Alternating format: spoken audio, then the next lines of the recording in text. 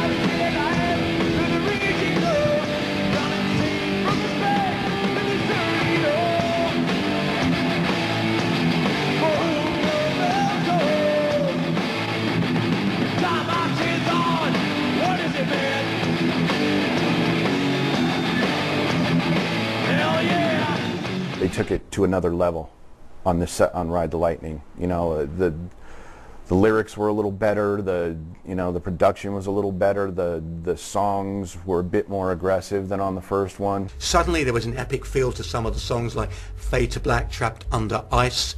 Suddenly you had a sense of confidence on tracks like Call of Cthulhu and Fight Fire with Fire, and For Whom the Bell Tolls, that you hadn't really heard before. And the thing about Ride the Lightning is that it's a consistent album from beginning to end. There are moments in Kill 'Em All that slightly dip. There is nothing on Ride the Lightning that dips. Everything is at such a high standard. To a large extent, I feel it's because the lineup they had at the time, which many would regard rightly as the classic lineup, Kirk Hammett guitar, James Hetfield guitar vocals, Lars Ulrich drums, Cliff Burton bass, plus Flemming Rasmussen as producer-engineer, gave them a sensibility and a belonging and a focus. And I think it's really true to this day that Metallica diehards argue incessantly Ride the Lightning or Master of Puppets, which was the greatest Metallica album, but it is one of those two. And I think Ride the Lightning belongs up there, and to me I'd actually put it as the finest, because it was the moment Metallica became great.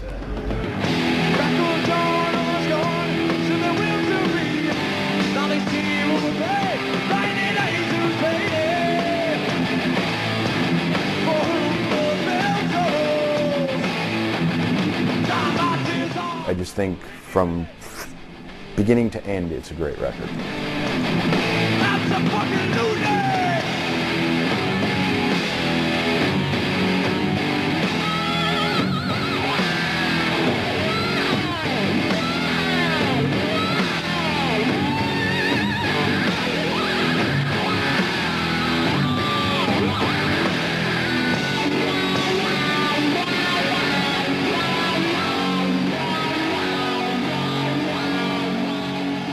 While Ride the Lightning was a masterpiece, some fans were concerned by the direction Metallica took with the acoustic ballad Fade to Black.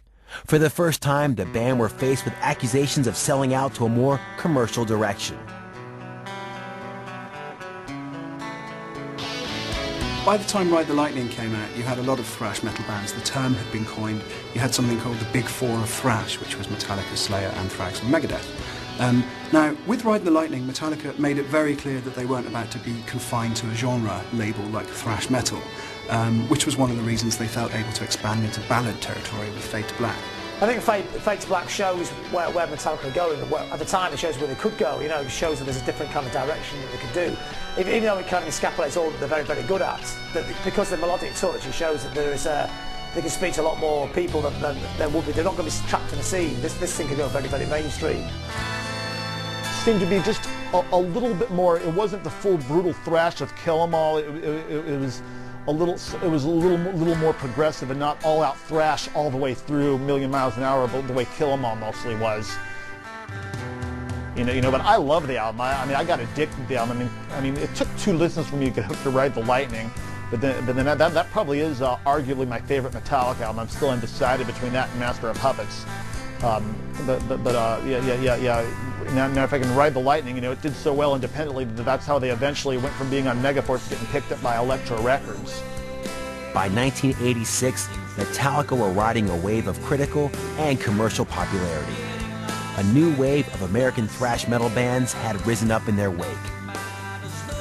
And I think they put thrash metal on and Bay Area in general on the map. I mean before that, Bay Area was always before that known for like Grateful Dead and Haight-Ashbury, the hippies, and that was like the first. Metallica put it on the map as something other than that.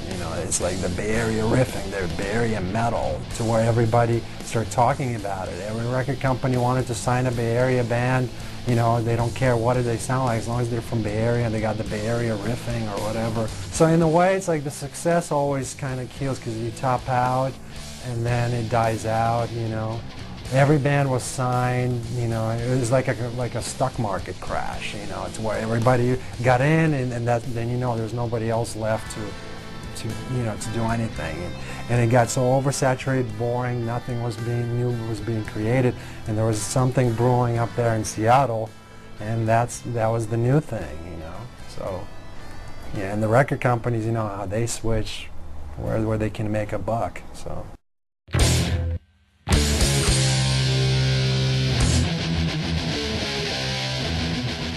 Metallica's finest hour for many fans was Master of Puppets, their heaviest, most complex, and best produced album yet. What they've already done with the first two albums, which is pretty well put a very underground form music onto the edge of the mainstream, they go right onto the mainstream with this one.